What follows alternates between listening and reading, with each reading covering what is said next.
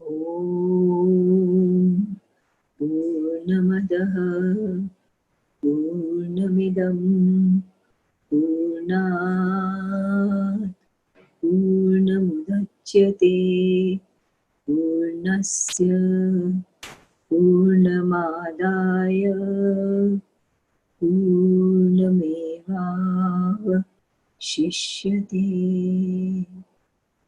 Om Shanti Shanti Shanti Hari Om. So we've come to the last portion of the commentary of Sri Aurobindo on the 17th and 18th verse. And this portion is surrender to the divine will. We'll read from here. This is the change that happens when the mental will, approximating more and more to the divine, Agni burns out in us. So as the mental will starts coming nearer and nearer to Agni, coming nearer to Agni means starts becoming more and more and more an instrument for Agni to work through it, or becomes more and more like Agni or the divine will, a change comes about. And what is the change? That the mental will starts burning itself out. What does burning itself out mean? That the divine will starts taking the action forward, and the mental will has merged itself into the divine will. There is only one will left. That's what Sri Aurobindo means when he says burns itself out. It is that increasing knowledge and force which carries us finally into the straight or good path out of the crookedness. As knowledge and force increase, we are taken in the straight, the Riju Panthaha, or the good Panthaha, Ritam, and away from the devious or the crooked path, the Duritani. It is the divine will, one with the divine knowledge, which leads us towards felicity, towards the state of immortality. We are always talking about felicity. We are led towards felicity, or what you can call intense bliss. And the greatest spiritual bliss is also called Rai. Right? So we are led towards that intense bliss and towards the state of immortality, the straight path towards immortality. By whom? By the divine will.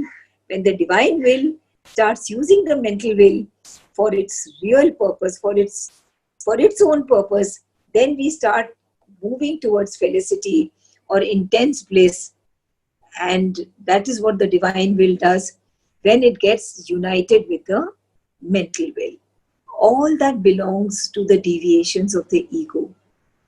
All that obscures and drives or draws us into this or that false path with its false lures and stumblings are put away from us by it. These things fall away from the divinized will and cease to find lodging in our consciousness. So, this will happen when first the divine will turn us away from the stumblings of the devious path, of the Duritani, the stumblings of the ego and the false path. When the divine will becomes active in our surface consciousness, these stumblings of the ego, the stumblings of the desire and the false devious path, they find no room, they find no tenancy anymore, and so they start withering away. Anything that is not given, you remember that story that we generally tell our children that inside us there are two wolves, and they say which wolf will win? And then the Red Indian says the wolf who you will feed.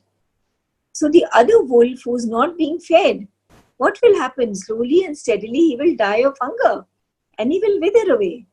Similarly, when we start taking the Rijutani, the straight path, and the ritasya panthaha, the right path, then the deviousness, the stupidness, that path doesn't get any more following. And that starts withering away from us.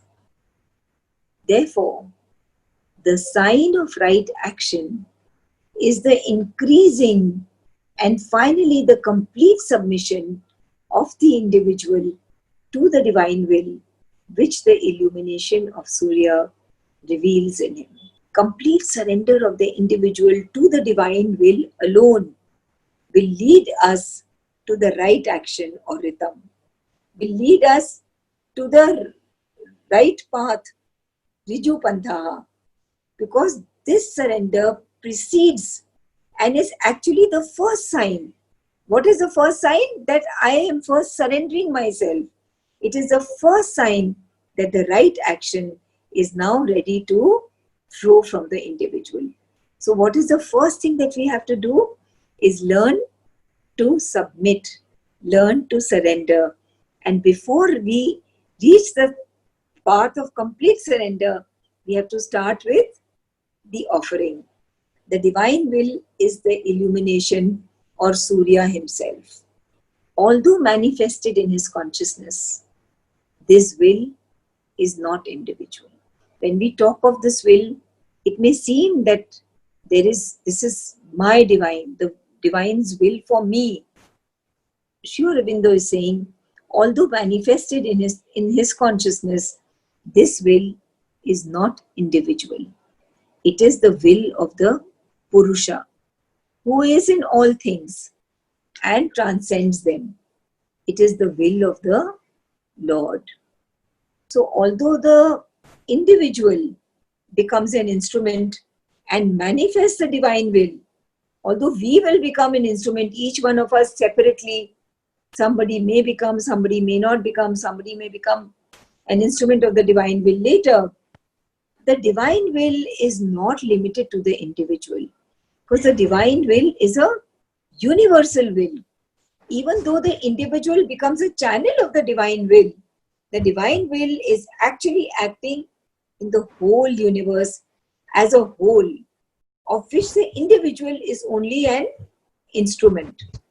The divine will is not only universal, the divine will is also transcendental. It is the Shakti of the Supreme Lord. It is the Shakti of Purushottama, which is one with all that is manifested in this manifested universe, the cosmic, and it is also beyond. So it is transcendental, it is universal, and it can work through the individual. But it is not an individual will. It is a will that is a cosmic will.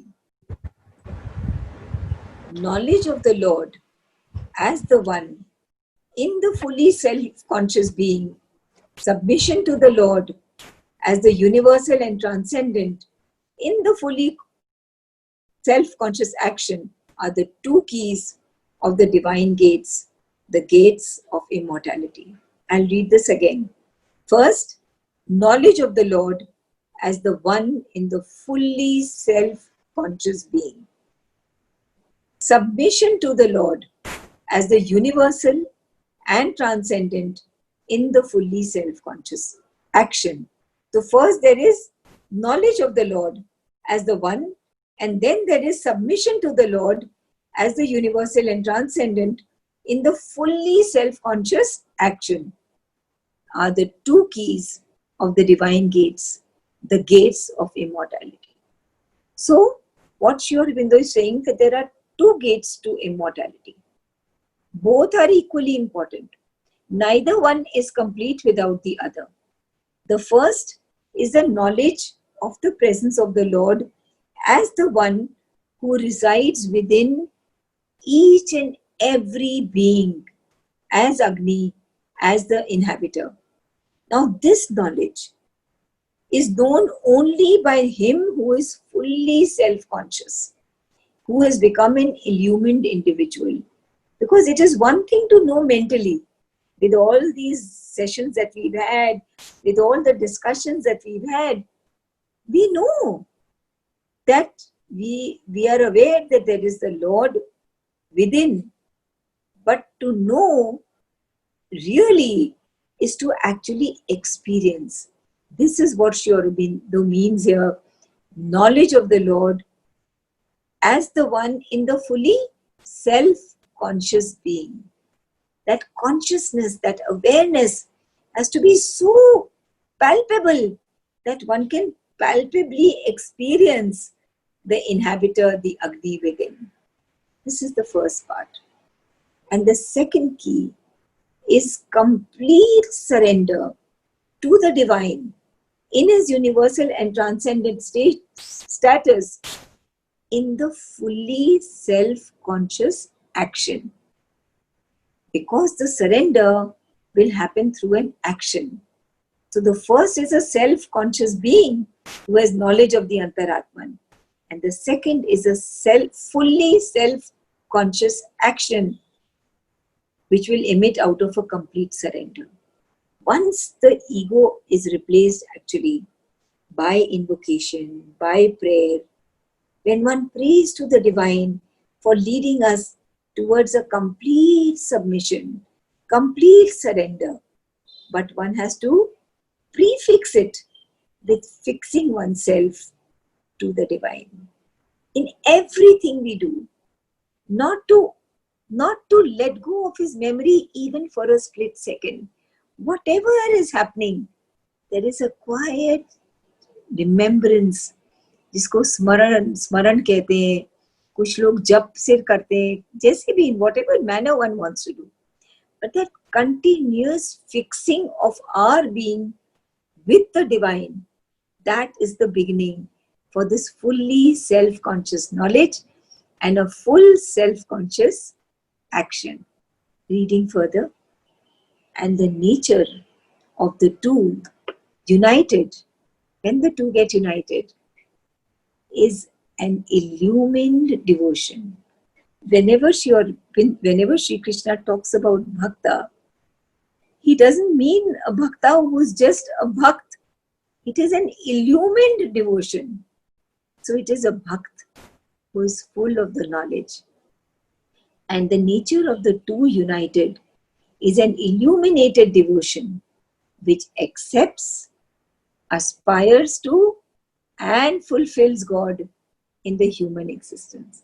He accepts God in the human existence, he aspires to God in the human existence, and fulfills God. Who does that? The nature of the two united. What are the two united? The knowledge and the submission which leads to a fully self-conscious action. When these two are united, then we will have a illumined devotion. Let me put it in another way.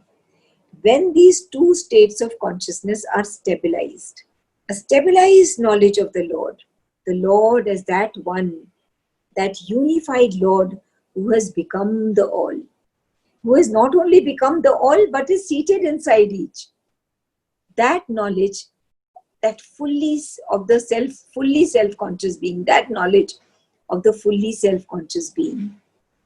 And then the action of the fully self-conscious action that emits out of a complete surrender. When these two get united, then there is an illumined devotion.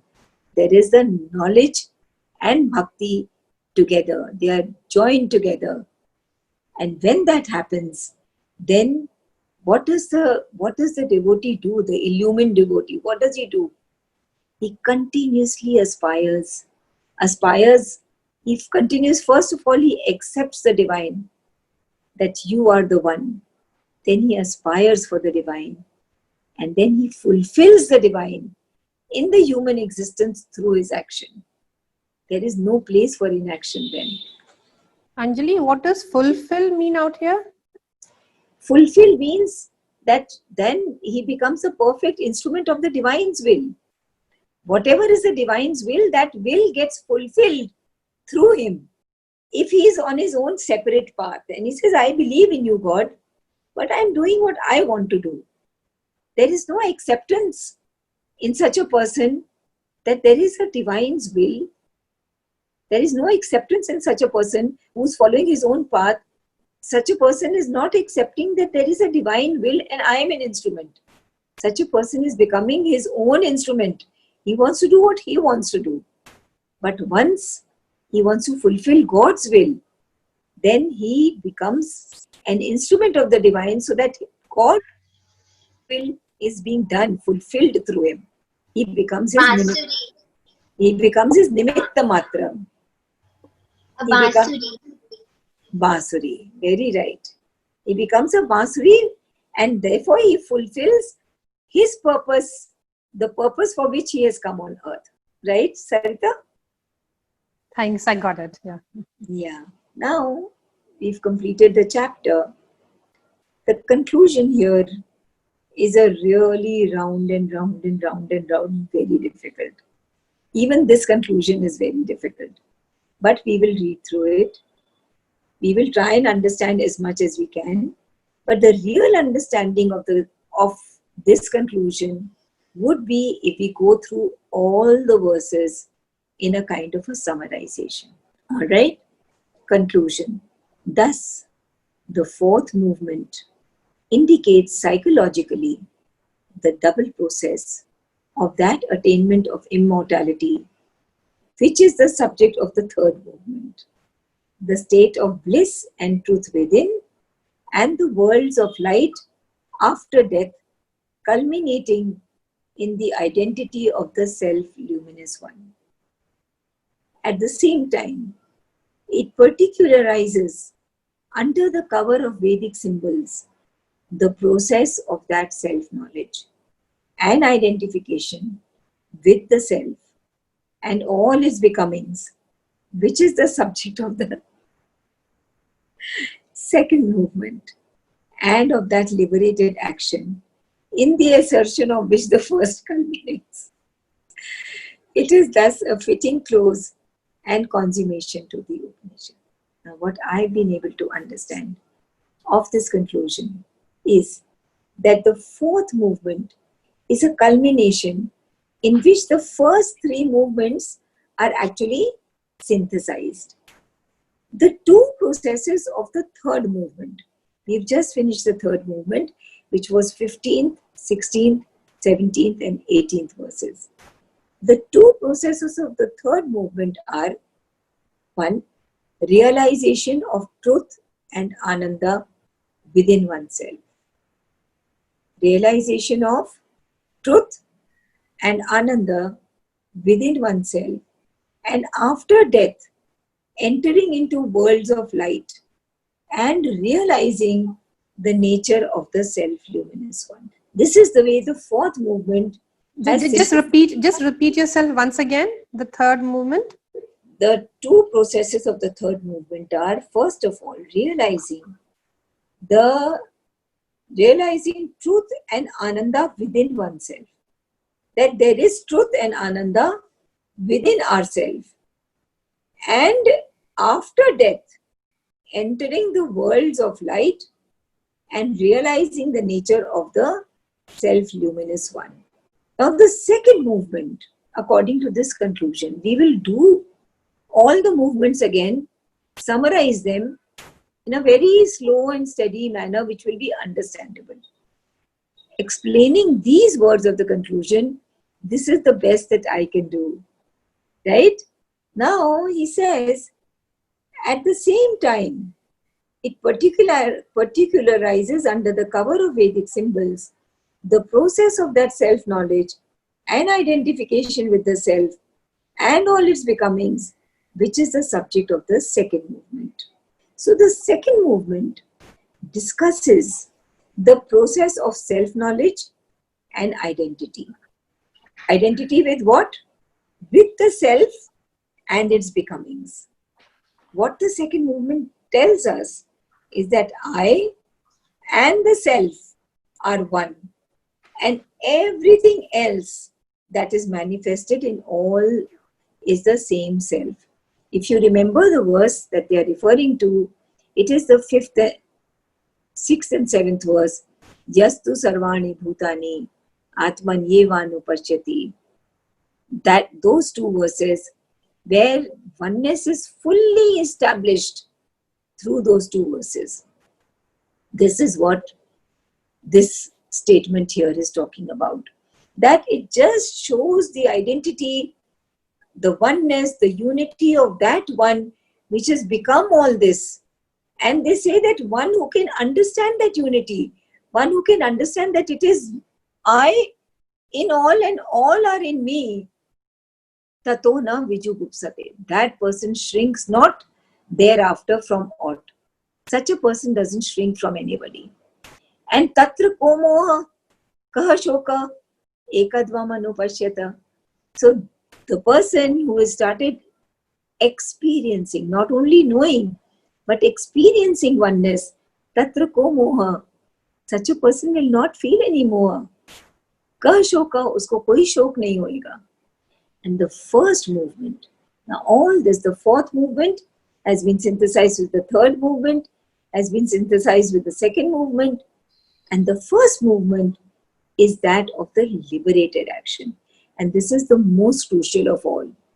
That follows in the second and third movement. The first movement, you remember? Kurvanne veha karmani. That we must do action. How should we do the action? We should do action as is explained in the first verse. And what is explained in the first verse? How should you do the action? Tena tyaktena bhunjita ma gritah kasya svidhanam. How should you do the action? You should do the action by tena tyaktena bhunjita. You must offer the action to the divine, and you must know that you are allowed, not allowed, you must enjoy. Bhunjita. You must enjoy. But how will you enjoy? After offering it. When you realize this is not mine, I have given it to him. And what I am enjoying is what is a remnant, whatever is left. So the first movement is very, very important part of the movement of Isha Upanishad, because it teaches us that action is very important. It teaches us how the action should be done, and it teaches us if we don't do action in the right manner, asurya namate loka, such a person will move into worlds which are full of darkness. Remember that? We'll go through the verses. In this conclusion, what is indicated is the subjective double movement, double process of attainment of immortality.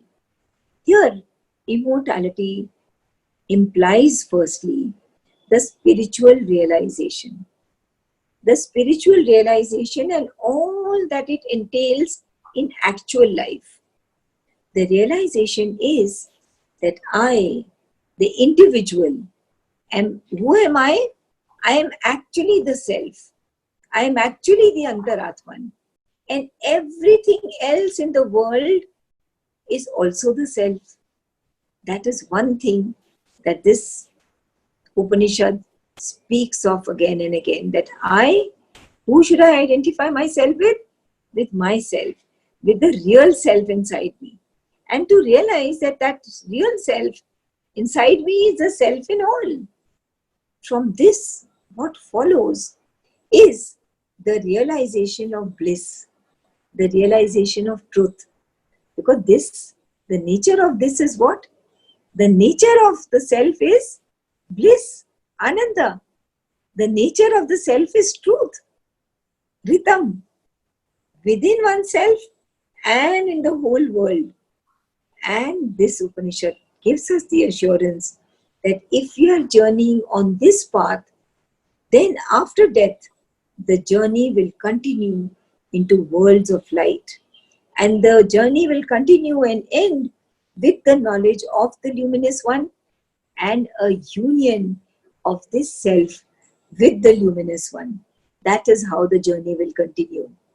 Right? All of the above, subjective achievement and realization, will lead to the affirmation of a liberated action while still in the world. The importance of action is just like in the Bhagavad Gita, the importance of action has been again and again and again and again spoken of by Krishna. Similarly, in the Isha Upanishad, though it is not spoken of again and again, the importance has been laid down in the very first movement.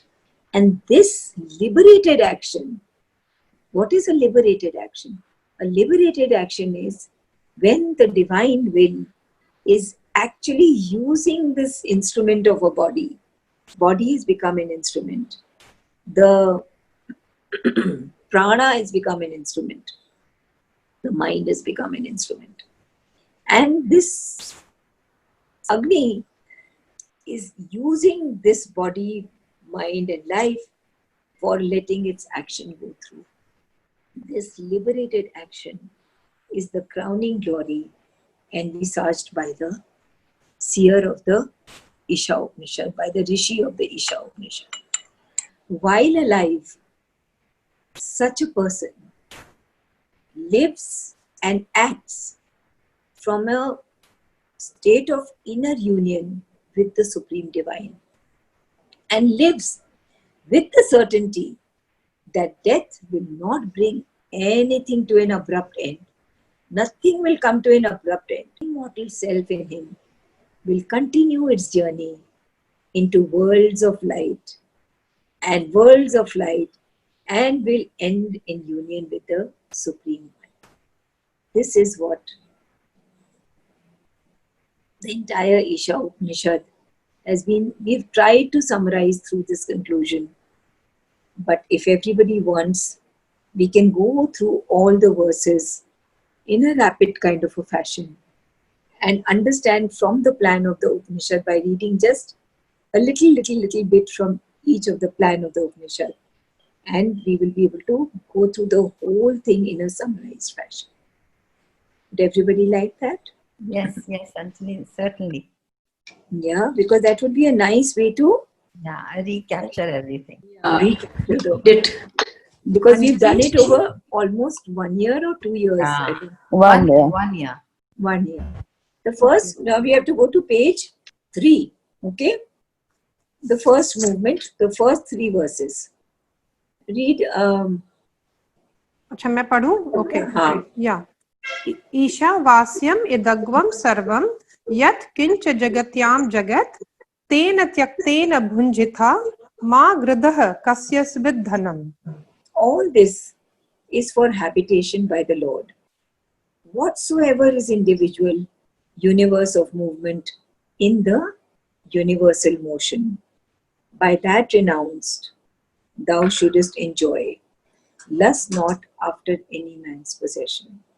So all this means this entire creation, what entire becoming, what all the Lord has become, all this is meant for whom? It is for habitation by the Lord. Isha Vasim Idagvam Sarvam. Whatever is in the individual universe of movement and in the universal motion. But now what should you do? If all this is for the Lord, then what should I be doing? So they say, by that renounced, thou shouldest enjoy. What does it mean by renouncing? It doesn't mean that I give up and I become a sadhu. It doesn't tell us to become a sadhu baba. It is saying very clearly, because the seer of the Upanishad knew that if I only talk about tena tyaktena, then people will say कि सब कुछ छोड़ करके साधु बाबा बन जाओ. But here he uses the word bunjita, कि by that renounce you must enjoy. Lust not after any man's possession. What he means is that all this belongs to the Lord. So why should you lust after anything? It all belongs to him. So they've given the key to how the work must be done. The work must be done after offering. कुर्वन्ने वेह कर्माणि जिजि विशेष छतम समाह एवं त्वयि नान्यथेतोस्ति न कर्म लिप्यते नरे. Doing verily works in this world. One should wish to live 100 years. So very clearly saying works are very important. You don't have to renounce works. And not only that, this life is very important. It says very clearly one should wish to live 100 years. One should want to have a long life because we want that the divine's will should be done through us, using us as his instrument.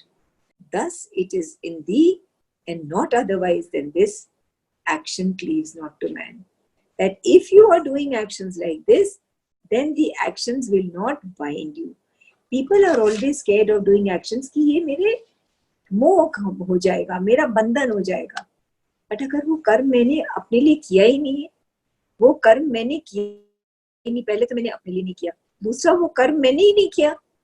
I am saying karma is being done by the energy, and that energy I do not possess. And even whatever that little bit of possession of the karma I may have, I give that up when I say, oh Lord, this work is being done by you, for you. I am not doing it, you are doing it, your energy is doing it. So, na karma lipyate nara. Then that action will not bind me. It will not, I will not get bound by that action. Third one. असूर्या नाम ते लोका अंधेन तमसा वृताः तांस्ते प्रेत्याभिगच्छन्ति ये केच आत्महनो जनाः. Sunless are those worlds, and enveloped in blind gloom, whereto all they in their passing hence resort who are slayers of their souls.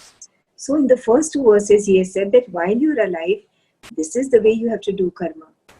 In the third verse, he says that those who are slayers of their souls, who are not following the right path, the path of offering, the path of trying to become, aspiring to become instruments of the divine's will, they are slaying their soul, and when they leave this body, they will pass through very dark worlds.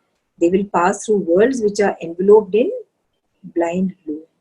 Now what we can do is, if you come to page 11, the plan of the Upanishad, so we'll read the first movement from there. Everybody's opened it to page 11? In the first, a basis is laid down by the idea of the one and stable spirit inhabiting and governing a universe of movement and of the forms of movement. So that spirit is governing the entire movement. On this conception, the rule of a divine life for man is founded. On the conception that everything is governed by the divine, all this is meant for the habitation by the divine. On this conception, how will the divine life be founded? Enjoyment of all by renunciation of all through the exclusion of desire. There is then declared the justification of works and of the physical life on the basis of an inalienable freedom of the soul, one with the Lord amidst all the activity of the multiple movement. And then in the second verse, it is giving a justification that works are very important, but they must be done in that manner. Amidst all the activity of the multiple movement, yet you can have an inalienable freedom, a freedom which can not be abrogated. Finally, the result of an ignorant interference with the right manifestation of the one in the multiplicity is declared to be an involution in states of blind obscurity after death. This we said that if one does not follow that path, then one will go into blind obscurity after death. Now we come back to page 4. अनेज देकम मनसो जवीयो नैनद देवा आपनुवन पूर्वमर्षद तद धावतो ज्ञानत येति तिष्ठत तस्मिन्नपो मातरिश्वा दधाति. Now they're describing what is God. Who is God? One unmoving, that is swifter than mind. Without moving, he is swifter than mind. And you know how fast the mind can travel. Right now, we can be in America, we can be on the moon, we can be on Mars. Such is the speed of the mind. One unmoving, that is swifter than mind, that the gods reach not. We've talked who the gods are. The gods are the different personalities of the divine. So even the gods cannot reach him, for it progresses ever in front. That, standing, passes beyond others as they run. In that, the master of life establishes the waters. And it is in that divine, that Matarishwan, which is so important, is actually based inside that And from there, it gets the life. Life gets life for itself from that divine who is swifter than the mind. Yeah, let's read ahead. तदे जति तन्नै जति तद दूरे तदवंतिके तदंतरस्य सर्वस्य तदु सर्वस्यास्य बाह्यतः. That moves and that moves not. That is far and the same is near. That is within all this and that also is outside. Sixth, यस्तु सर्वाणि भूतानि आत्मन्यवानुपश्यति सर्वभूतेषु चात्मानं ततो न विजुगुप्सते. but he, now the sixth and seventh verses are on the oneness and unity. But he who sees everywhere the self in all existences and all existences in the self shrinks not thereafter from aught. Yeah. यस्मिन् सर्वाणि भूतानि आत्मैवाभूद विजानतः तत्र को मोह कः शोक एकत्वम् अनुपश्यतः. He in whom it is the self-being that has become all existences, that are becomings, for he has the perfect knowledge. How shall he be deluded? When shall he have grief who sees everywhere oneness? So now we can come to the plan of the Upanishad, page 12, second movement. Page 12. In the second movement, the ideas of the first verse are resumed and amplified. Now the fourth and fifth verses, what are they saying? That the one stable Lord and the multiple movement are identified as one Brahman, of whom, however, the unity and stability are the higher truth, and who contains all as well as inhabits all. Now the sixth and seventh verses. The basis and fulfillment of the rule of life are found in the experience of unity, by which man identifies himself with the cosmic and the transcendental self and is identified in the self, but with an entire freedom from grief and illusion with all its becomings. Right? Clear? The second movement, the fourth and fifth verses, the sixth and seventh verses. Should we go ahead? Everybody is fine? सपर्यगात शुक्रम अकायम अव्रणम अस्नाविरम शुद्धम अपापविद्धम कविः मनीषी परिभु स्वयंभू याता तत्यथोर्थान व्यदधात शाश्वतीभ्यः समाभ्यः.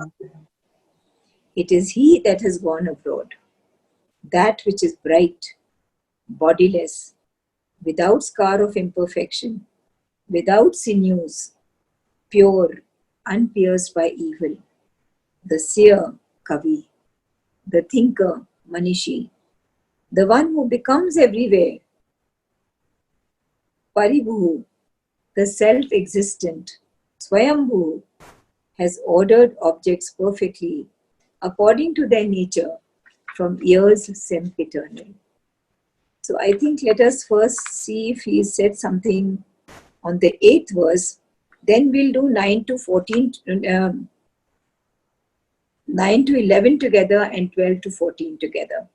So on the 8th verse, coming to page 12, in the third movement, there is a return to the justification of life and works, the subject of verse 2, and an indication of their divine fulfillment. The degrees of the Lord's self-manifestation in the universe of motion and in the becomings of the one being are set forth, and the inner law of existences declared to be by his conception and determination. This is regarding verse 8. So you've understood. Now we'll do 9, 10, 11. अंधम तमः प्रविशन्ति ये अविद्याम उपासते ततो भूय एव ते तमो य उविद्यायाम रताः. Into a blind darkness they enter, who follow after the ignorance. Ignorance here is referring to the multiplicity. They, as if into a greater darkness, would devote themselves to the knowledge alone. Knowledge here refers to the unity, the oneness.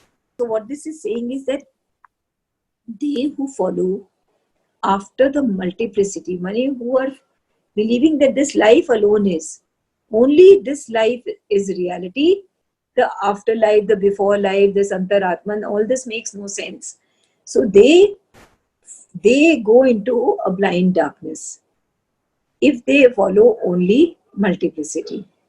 But if one follows only knowledge, that there is only one, this multiplicity is all maya, it is all not to be believed in, it is avidya, they enter into a greater darkness, who follow after knowledge alone.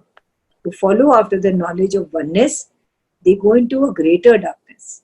अन्यद एव आहुर विद्यया अन्यद आहुर अविद्यया इति शुश्रुम धीरानाम ये नस्तद विचचक्षिरे.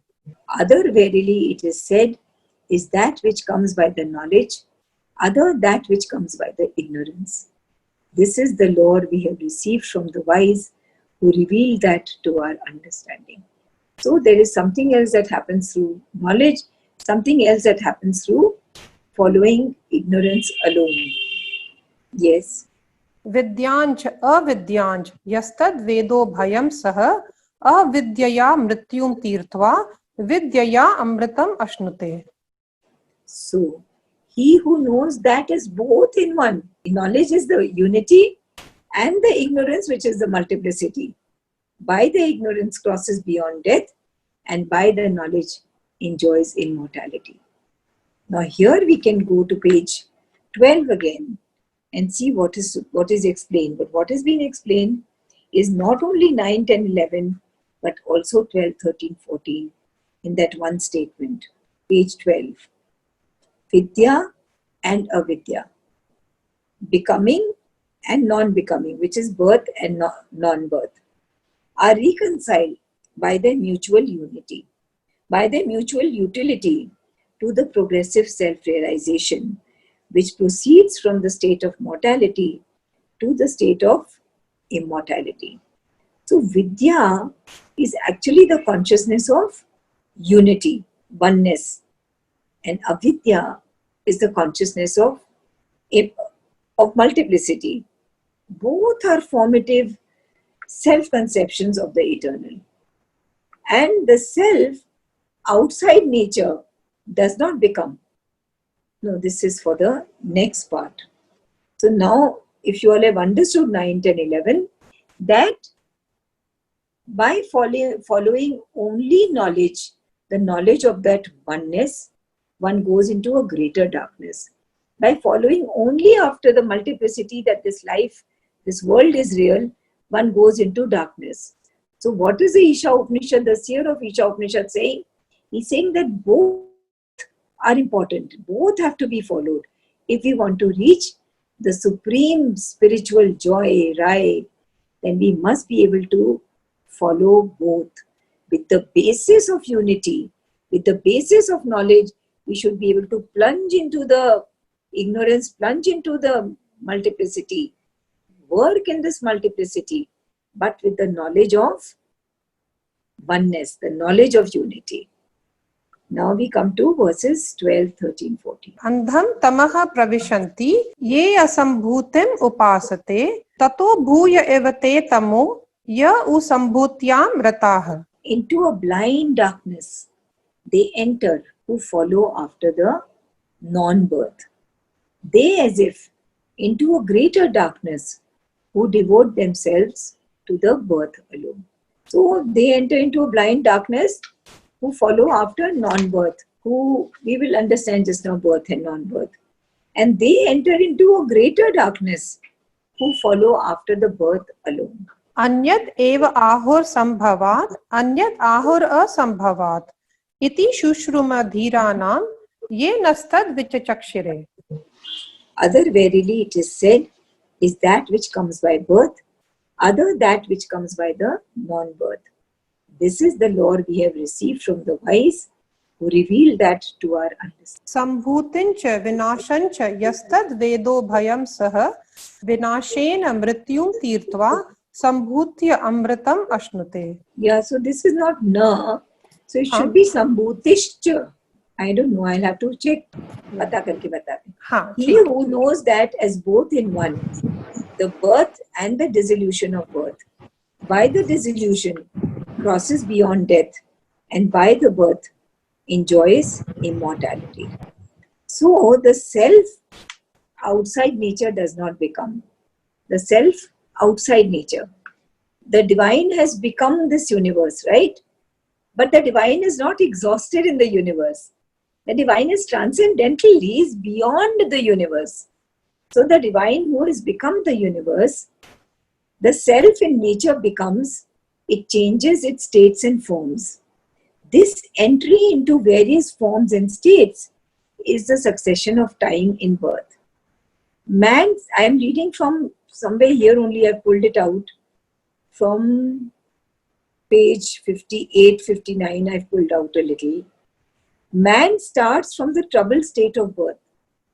He arrives at that tranquil poise of conscious existence, liberated from the movement which is the non-birth.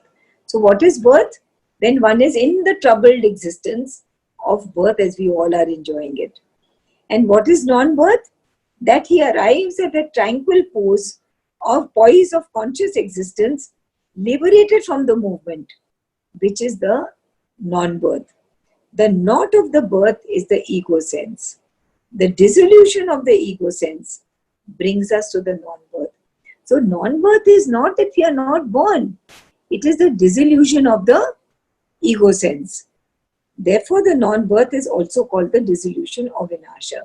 So here, the Rishi is saying that one who follows after, that when we follow both, the birth and the dissolution of the ego, dissolution of birth, by the dissolution crosses beyond death, and by the birth enjoys immortality. The aim of the game is to enjoy immortality, because we are Vayam Amritasya Putraha. And now to enjoy immortality, we cannot say Vidya and Avidya, that I will follow after Vidya, and all this multiplicity, all this life is all Maya and I am not going to follow it. Because the Isha Upanishad has said very clearly that both have to be followed together. By being rooted in Vidya, we have to plunge and work in Avidya. Similarly, by being rooted in non-birth, we have to work in the birth. And only then we will be able to enjoy immortality. Clear? Then we move to the fourth movement, which is 15, 16 we'll do first, and then we'll do 17 and 18. हिरण्मयेन पात्रेण सत्यस्य अपिहितं मुखं तत् त्वं पूषन्न पावृणु सत्यधर्माय दृष्टये. The face of truth is covered with a brilliant golden lid. That do thou remove, O fosterer, for the law of the truth foresight. So we discussed that there is the overmind and there is this golden lid. And beyond the golden lid is the sun, not this physical sun, but that sun is a symbol of the supermind, the divine knowledge. The supreme knowledge is beyond the golden lid. And the seer of the Upanishad is saying, O fosterer, O increaser, please remove this lid and let that light come in its full force and let it enter into me, let me enter into that light. So, why? So that the full law of the truth, Satyam, can actually be beheld and then possessed. Satyam has to be beheld. पूषन्ने कर्षे यम सूर्या प्राजापत्य व्यूह रश्मीन समूह तेजो यतते रूपम कल्याणतमं तत्ते पश्यामि यौ सावसौ पुरुषः सोहमस्मि यौ सावसौ पुरुषः सोहमस्मि. O fosterer, O soul seer, O ordainer, O illumining sun, O power of the Father of creatures, marshal thy rays, draw together thy light, the luster which is thy most blessed form of all, that in thee I behold.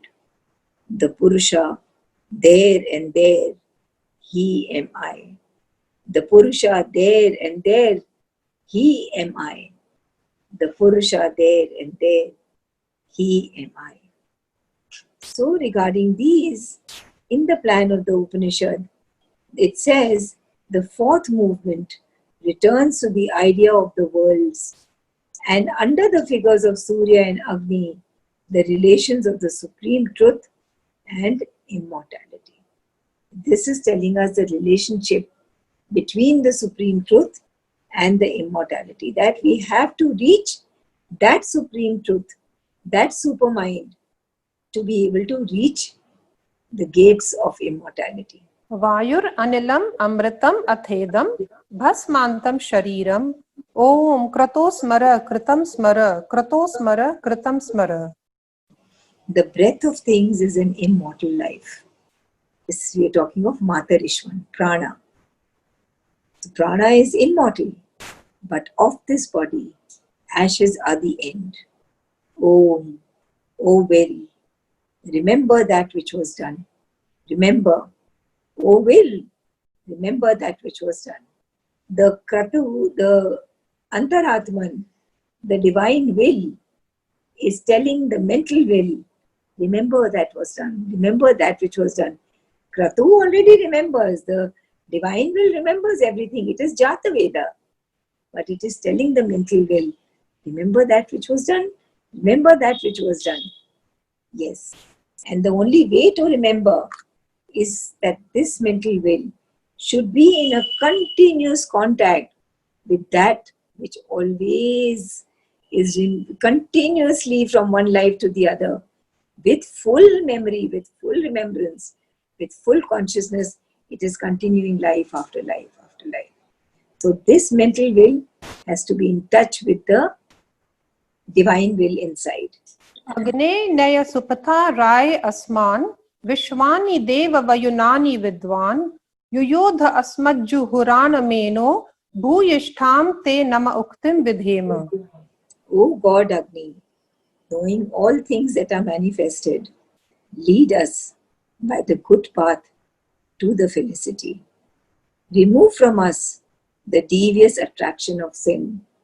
To thee, completest speech of submission, we would dispose. The fourth movement returns to the idea of the worlds, and under the figures of Surya and Agni, the relations of the supreme truth and immortality, the activities of this life and the state after death are symbolically indicated. So, this is it. I hope we've been able to follow to a certain extent the Isha Upanishad, to whatever extent we can understand, that is all that we can do. So, Anjali, why does this say verse 17 is the activities of this life and verse 18 is a state after death? I thought it was the other way around. Because we have to follow the good path and we have to stay away from sin. So isn't that activities of this life? And Kratosmara is what we have to remember, not after death, but what was done before. So how can we say a state after death for verse 18? verse 18 does not speak of after death, truth and immortality. The fourth movement returns to the idea of the worlds, and under the figures of Surya, that supreme knowledge, Agni, the divine's will, the relations of the supreme truth and immortality, the activities of this life. The activity of this life is to remember, and the states after death, verse 18, are symbolically indicated. Lead us by the good path, knowing all things that are manifested in us. इसमें तो कुछ है नहीं actually. What you're saying is right. Why Sri Aurobindo is written and the state after death are symbolically, I don't know. Because it doesn't really say anything about the state after death in this. Anjali, I wanted to ask something. Bolo. Yeah, so according to Sri Aurobindo, the cosmic self and the transcendental self are the same or are they different? बहुत different है ना? The cosmic self is the manifestation of the divine, the Brahman, the becoming of the Brahman of this whole universe. That is So that his, is the that is Sagun Brahman. that is the cosmic self. All that is the divine. That means the divine can be measured. But the divine is not, cannot be measured. He is all this and he is beyond this. That which is beyond is the transcendental. Yeah, so that is Nirgun Brahman then. You know, when we try to superimpose these words, it doesn't work. Yeah, the thing is like, according to my understanding, which is not much, if like I try to understand which I already know, it makes sense. Otherwise, there are too many new words. Okay. But now you've understood transcendental, Yeah. cosmic, and the immanent, the what is inside us. Okay? Yeah, yeah. Perfect. I feel what I've understood is that अभी तक हम लोग 17th तक हम लोग वो we were discussing all that was what we should do and how should we do it, and in the 17th we are doing what we are doing, and the Lord is knows it all from the past of what we have done, and in the 18th now we are requesting Him to take us to the right path for after the state of death. So अभी से हमको prepare कर रहे हैं ना, so to be in the correct after that, because I think death is only mentioned in the 18th. कहीं भी death के लिए हमने फिर ज़्यादा बात ही नहीं की है in the Upanishad. Can I say something, कर रहे हैं Anjali? In the 17th verse, it is saying, of this body, ashes are the end. That is death. या तो उसमें पता नहीं, मुझे तो लगता है कि ये करेक्ट है इसी तरह से, बिकॉज भाई, आपको प्रिपेयर कर रहे हैं. श्री अरविंदो की राइटिंग में कभी इनकरेक्ट तो कुछ होता नहीं है. हाँ, सॉरी, समझ को ही खाली ठीक करना पड़ता है, तो कहीं हम लोग की समझ में नहीं आया है. But I don't think it is so important just now this one statement to dwell upon it so much. But tell me, Sarita, you were also saying something. I was no, I totally agree. You know, कि what Sri Aurobindo has written, he definitely has a deeper meaning. I am looking at the surface meaning, but the 17th chapter is saying, if you read the sentence again, they are talking of after this body, the breath of things, the body ashes are the end. So if we're talking of at the death, the body is going to turn into ashes. So, oh will, remember that was done. See, again he is using that was done. So तुम याद करो, because in the end ये body का तो end होने वाला है ना. So that was done in this life. That is why I'm saying the activities of this life, yeah, verse 17, which there is no question, which is perfectly all right. Okay. But Sarita's question is that for the verse 18 he has said, and the state after death. So where is the description of the state after death in verse 18? That's a question. Yes. So I have not been able to answer that question, but I think if somebody else has something else to say, otherwise we can move ahead with other questions. Does anybody have any other questions regarding Isha Upanishad? Ma'am, I have a question. Yes, Mona. Where it is said na, that with Vidya we should learn to live in avidya. This thing I was not able to understand. Okay. What does Vidya mean? Vidya basically means the knowledge of unity, that oneness, that all this is the divine, and there is a unity from which this multiplicity has emerged. Right now we see only multiplicity, right? Various kinds of trees, various kinds of animals, various kinds of birds, plants, various kinds of various things, various kinds of human beings. Now what happens is, most people who are following the path of spirituality, so to say, they say, I want to live in the oneness and I don't want to engage in this multiplicity. And so I will meditate and I will live in oneness. I have nothing to do with this world. So the Isha Upanishad is saying, those who will follow the path of Vidya alone, that is the most important word. Those who will follow the path of Vidya alone, disengaging themselves with multiplicity, will go into a greater darkness than those who will follow the path only of this multiplicity and not engage with the divine, who will not see that this multiplicity has come actually from that one. Because people who are materialists, they say what is real for me is what I can see and touch and feel. So this world is real for me. I have nothing to do with that unity. And this is all that I believe in. So the seer of the Upanishad says, those who follow after avidya alone, only this multiplicity who follow after, they go into darkness. But those who follow after only the oneness, they go into greater darkness. Because they don't understand कि ये जो संसार है, ये ईश्वर ही बना है. And he has become this not without a purpose. It is with a very divine purpose. And he must be able to see that divine purpose and engage with this with multiplicity, with the knowledge of the oneness. With the knowledge of Vidya, we should engage with this ignorance. So Vidya and Avidya both are equally important. And that is why I have a problem with those people who talk about ये सारा संसार तो माया है, ये संसार तो दुख का सागर है. Rubbish. Yes, escapist route hai. It is wrong. You've understood? And this greater darkness means ignorance. No, greater darkness means more than ignorance. Because here the word ignorance, here this word ignorance is used for this multiplicity. Greater darkness means, you remember in the third verse, he's saying that they will enter into worlds of darkness. So after death, such a person who has not cared for his soul, who has not tried to nurture his soul, not tried to give the soul that which the soul is thirsty for, such a person after death will go into the worlds of darkness. There are so many worlds. We've talked about the worlds. And we said, heaven, hell, we discussed all that. So they will go into those worlds of darkness. Anjali, I have a little problem here. See, in this third movement, we are trying to combine ignorance and knowledge and non-birth and birth.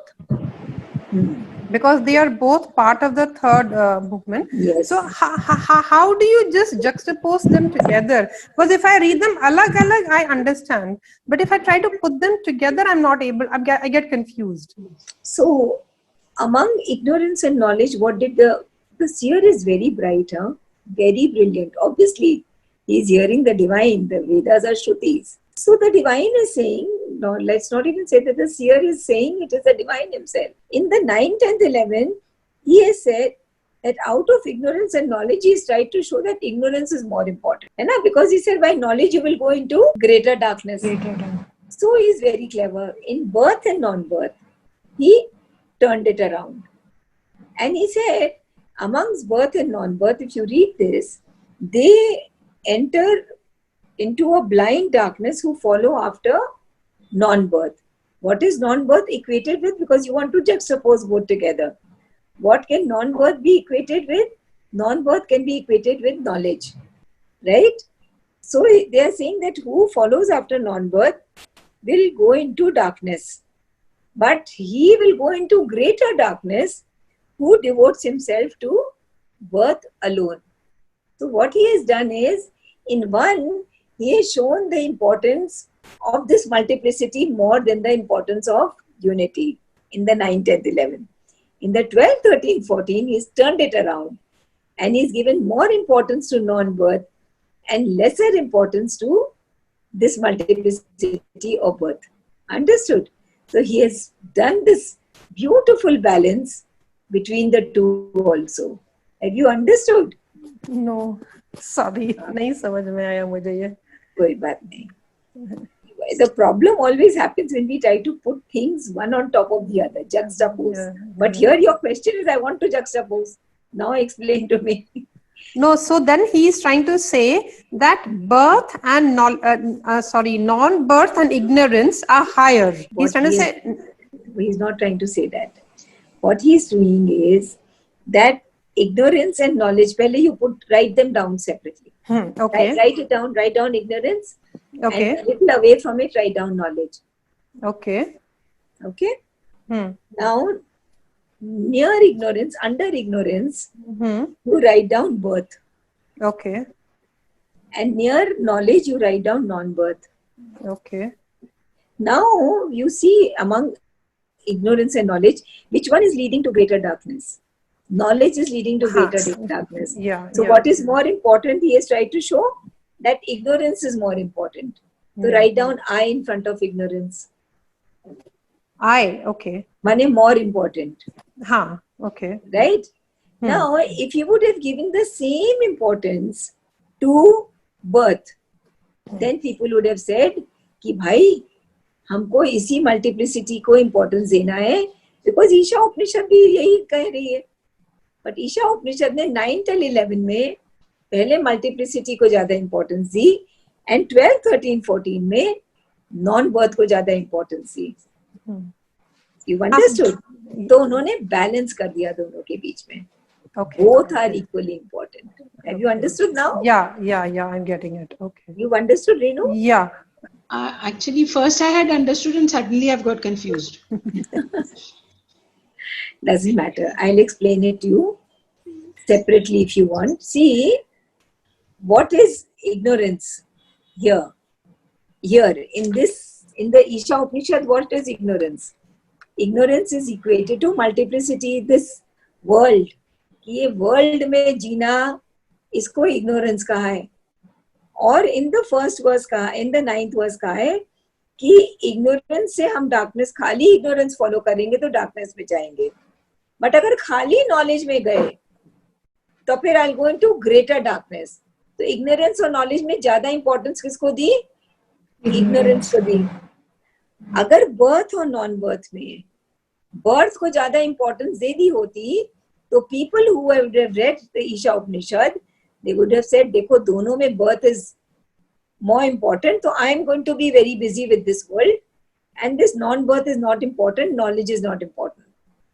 But what he did, he balanced it, and here he is given more importance to non-birth, and said that those who follow after birth alone will go into greater darkness. So he has reversed the importance. ठीक है? Yeah, I got it. Sarita, So, understood? yeah, because birth you said is desire for moksha, and non-birth is non-birth is desire for moksha, and Very birth well is cycle of birth and death. Birth is, see, Birth is the cycles of birth and death, हाँ, and non-birth is a desire for moksha. you can say that it's a desire for moksha, or you can even say that once one has lived in birth consciously, then one reaches that state of no ego. The ego has been dissolved. So it's not a desire only of moksha, the ego has been dissolved and one is living in the state of moksha. Not only desire for moksha, but one is leading the life of moksha, jivan mukti. Right? Yeah, I'm getting it. It's getting clearer now. Yeah. Yeah. Any other questions? Poonam, Neetu, Amita, Asha ma'am, Manju is so quiet, Jayanti. For me, it is too difficult to understand for the first time. Who's that? Asha. Ah. But I was not able to understand non-birth. Now Renuji asked, so I could get it. But I was not asking because I don't know anything. you've not attended any of them, and we've been doing it for 1 year now. But birth is basically, Asha ma'am, the involvement in this birth, the acceptance of this birth as all that there is, and as if this is all. When you follow into birth alone, as if this is all, then you go into greater darkness. So you have to follow this birth, and you also to go beyond the birth. When you have gone beyond the ego, beyond the state of desire, that is called non-birth. It's actually it's something that you haven't followed from the beginning, but even if you've followed a little, it is going to help you, hopefully. It's something I've learned. But yes, It's okay. Neetu, you're saying something? One more thing, ma'am. Asha ma'am. how to identify with cosmic self? We have to first go to the अंतरात्मन. जब तक हम अपनी अंतरात्मन के साथ में नहीं contact कर पाएंगे, जब तक हम अंतरात्मन के साथ आइडेंटिफाई नहीं करेंगे, तब तक कॉस्मिक सेल्फ तक जाना बहुत मुश्किल है. जब इस अंतरात्मन के साथ में हमारा एक बहुत सुंदर संबंध हो जाएगा, तब फिर धीरे धीरे धीरे धीरे we can try to see the divine in all. And then that, वो जो विश्व रूप दर्शन दिया था श्री कृष्ण ने अर्जुन को 11th chapter of the Gita, जब उन्होंने अपना विश्व रूप दिखाया था, that is the cosmic self. तो उसके साथ में स्थापना करने के लिए वो एस्पिरेशन यही जगाना पड़ेगा अपने अंतरात्मन में. जब ये इस अंतरात्मन का वही एक लक्ष्य हो जाएगा, तो वो इसके साथ पहले रिलेशनशिप बनाना पड़ेगा जो हमारे सबसे पास है, क्योंकि यही बना है विश्व रूप. राइट? एक बार में सीधे लीप्स एंड बाउंड में to be able to see the divine in the trees, in the birds, in the negative person, in the sinner, that is not possible. वही step I was about to ask you कि रास्ता कैसे, कहाँ से शुरू करें आपने? हर चीज का एक ही रास्ता है, और वो है अपनी अंतरात्मन के साथ, जो हमारे अंदर ईश्वर खुद बैठे हैं, और जो एक्चुअली हम हैं. हमारा आइडेंटिफिकेशन अभी बॉडी के साथ है, जबकि हमारा आइडेंटिफिकेशन होना चाहिए विद द इटर्नल सेल्फ. ये बॉडी तो नहीं जाएगी ना अगले जन्म. तो हमने गलत आइडेंटिफिकेशन कर रखा है. हमें किसके साथ आइडेंटिफाई करना चाहिए? With that which is eternal. और नेक्स्ट लाइफ में कौन जाएगा? आशा चड्ढा तो नहीं जाएंगी, आत्मा जाएगी. पिछले जन्म में भी आशा चड्ढा नहीं थी, पर आत्मा थी. तो आइडेंटिफाई हम इस कपड़े के साथ, हम इस पर्पल एंड रेड साड़ी के साथ अपने आप को कैसे आइडेंटिफाई करें? हमको उससे आइडेंटिफाई करना जो इसको पहन रहा है. The Atma chose the body of Asha Chadha in this life. It will choose some other body in the next life.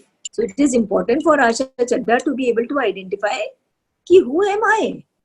और जब तक वो आइडेंटिफिकेशन चेंज नहीं होता है, तब तक उस अंतरात्मा उनके साथ रिलेशनशिप, संबंध बनाना बहुत जरूरी है. कंटिन्यूअस संबंध बनाए. हाँ, मतलब how to make that relationship with. अब आप कोई फ्रेंड से, कोई अनजान से पार्टी में मिले, तो उस अनजान से जब आप मिले, आपको वो अच्छा लगा, अच्छी लगी, तो आपने बोला मेरा मन है कि इससे मैं ज्यादा मिलूं, मेरा इससे कोई रिलेशनशिप बने. आप उसका टेलीफोन नंबर लेंगे ना. हाँ. आप उसके साथ रिलेशनशिप बनाने के लिए कभी SMS करेंगे, कभी फॉरवर्ड करेंगे, कभी फोन करेंगे, कभी चाय पे बुलाएंगे, कभी चाय पे जाएंगे उसके साथ, है ना. तो इसके साथ में संबंध स्थापित करने का तरीका क्या है? इससे कंटिन्यूअस बातचीत. अब मैं ये सेशन अटेंड करने जा रही हूँ, मैं तुमको इसमें आगे आगे इनवाइट कर रही हूँ. तुम पुरोहित हो, तुम आगे लीड करो, और मेरे को जितना समझ में आना चाहिए उतना तू मेक श्योर कि मैं समझ जाऊं. जितना मुझे रिटेन होना चाहिए, you make sure, because you are God, you are within me, and you can lead the mind to understand. But उसको इनवाइट करना पड़ेगा. सखा है, अपने साथ लेके जाना पड़ेगा. पानी का ग्लास पिया तो भी साथ ले गए, स्कूल जा रहे हैं तो भी साथ ले गए, किसी के साथ झगड़ा करने वाले तो भी बोला चलो अभी मैं I am going to have a party with him, तो I invite you, not a word should be spoken from me. तो उसको बार बार इनवाइट करेंगे जीवन के हर क्षण में. उसके साथ एक आत्मीयता बनेगी, एक रिलेशनशिप बनेगा. ऐसा रिलेशनशिप बनेगा कि जब आपको जीवन में कोई चीज अच्छी नहीं लगी तो आप उसके साथ झगड़ भी सकती हैं, पर झगड़ तो उसी के साथ सकते हैं ना जिससे प्यार किया है. तो पहले प्यार करना शुरू करना. Divine, मतलब फिर there is no difference between your own Atma and divine. The divine has become this Atma, na? It has become this Atma, हाँ. So it's just like that only. The way you talk to divine. हाँ, हाँ, बोलिए. The way you talk to divine, भगवान से जैसे बात कर रहे, same way we talk to our Atma. Yeah, because the divine has become the Atma and Purnamadah Purnamidam. The जो divine है, जैसे एक फायर है, तो फायर में आप कुछ भी डालेंगे तो वो जल जाएगा ना. नेचर क्या है फायर का? That it Burns. तो उस फायर में से स्पार्क्स निकले. हर स्पार्क का भी तो वही नेचर है ना. तो ये सोल भी स्पार्क है, पूर्ण है. क्या कुछ डिवाइन में है, पूरा का पूरा अपने अंदर है. There is not even 1.0001% dilution. No. Purnamada Purnamidam. So it is complete, exact divine. And so close to us, right within us. इससे ज्यादा proximity हो भी क्या सकती थी? Easier to talk to the divine within than to talk to a Nirgun God or talk to a God who, जिससे अगर relationship बन गया तो बहुत अच्छा है बाहर, बट अपने अंदर तो बहुत इजी होता है बात करना. उसको चिट्ठियां लिखना बड़ा है. वही हम बाहर बात करते, रिलेशनशिप भगवान की जैसे पूजा करते हैं. I talk to that divine. Very good. That is also very good, but be able to see him inside yourself also. Yes. Thank you ma'am. Thank you ma'am. Any other questions? Want to end the session today? Then since we have booked ourselves for Monday, we can do Leela, and I'll try and do 1 or 2 more sonnets. Leela to pakka karenge. Leela, that sonnet Leela is as if it is explaining the Isha Upanishad. Wow. It's very beautiful in those 16 lines. Not the full, but there's many points of the Isha Upanishad are explained in Leela, and so beautifully pulled out. Perfect Thank choice. you. Wonderful. Thank you so much. I really wanted to do this one because once when we were studying Isha, you mentioned this sonnet. Oh, I'd mentioned it. Yeah, I yeah. didn't remember that. Okay. So it would be really nice. We'll do that on Monday. It will be a nice summation of the Isha Upanishad and a nice beginning for our next journey into the sonnets. Thanks Anjali. Thank Thank you so अभी much. Clear हो गया आज मुझे. Anjali, thank you. It was really beautiful. I missed this verses in November when you had done. तो वो समझ ही नहीं आई थी मुझे उस वक्त. Oh, you had missed these verses. Yeah, that is why I wasn't clear. So thank you. I understood today. I'm so happy. These are very important verses. 9, 10, 11 and 12, 13, 14 are important verses because any Shankarite, I mean anybody, not Adi Shankara ji ko nahi bol rahi hu, but anybody who believes that only the divine is real and this world is Maya cannot understand the Isha Upanishad. It is not possible to understand it in that light. Because here he is clearly saying कि जितना importance ignorance है, जितनी importance knowledge की है, उतनी ही importance ignorance या multiplicity की है. इस मल्टीप्लिसिटी को नजरअंदाज नहीं कर सकते हैं. याद है वो गाना हम लोगों ने एक दिन पढ़ा था, संसार से भागे फिरते हो. उसमें कितना क्लियर आया कि अपमान रचयिता का होगा, रचना को अगर ठुकराओगे. तुम रचना को तो ठुकरा रहे हो, बोल रहे हो बस तुम ही हो, तुम ही हो, तुम ही हो. अरे वो बोल रहा है कि मैं ही तो ये रचना बनाऊं. इस रचना को ठुकरा करके तुम हमारी क्या पूजा कर रहे हो? See me in all. जैसे भी आशा मैम ने बोला that how can I see him in all? तो that aspiration to want to see him in all and not to say इसमें तुम्हारा कोई काम नहीं, मैं बस तुमको उधर. He says I am there and I am here. Yeah. That. But I think in the other books, I think they have turned those meanings into Yes. other words. Yeah, they, है ना? very Yeah. easily they just turn हाँ, it around. yeah, they have made into rituals and meditation, है ना? हाँ. Yes. Yeah. Okay. And that's not the meaning. That's not, yeah. Thanks. Om Purnamadah Purnamidam Purnat Purnamudachyate Purnasya Purnamadaya Purnamevavashishyate. Om Shanti Shanti Shanti Hari Om.